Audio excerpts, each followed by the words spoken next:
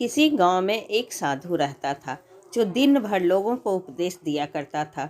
उसी गांव में एक नर्तकी थी जो लोगों के सामने नाचकर उसका मन बहलाया करती थी।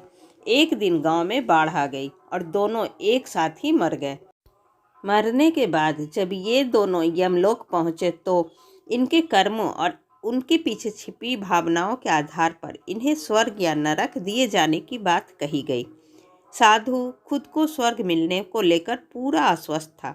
वही नर्तकी अपने मन में ऐसा कुछ भी विचार नहीं कर रही थी।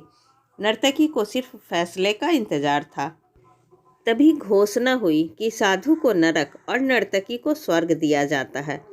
इस फैसले को सुनकर साधु गुस्से से यमराज पर चिल्लाया और क्रोधित होकर पूछा, यह कैसा न्याय है महाराज? मैं जीवन भर लोगों को उपदेश देता रहा और मुझे नरक नसीब हुआ, जबकि यह स्त्री जीवन भर लोगों को रिझाने के लिए नाचती रही और इसे स्वर्ग दिया जा रहा। ऐसा क्यों? यमराज ने शांत भाव से उत्तर दिया, यह नर्तकी अपना पेट भरने के लिए नाचती थी, लेकिन इसके मन में यही भावना थी कि मैं अपनी कला को ईश्वर के चरणों में समर्पित कर रही हूँ, जबकि तुम उपदेश देते हुए भी यह सोचते थे कि काश तुम्हें भी नर्तकी का नाच देखने को मिल जाता।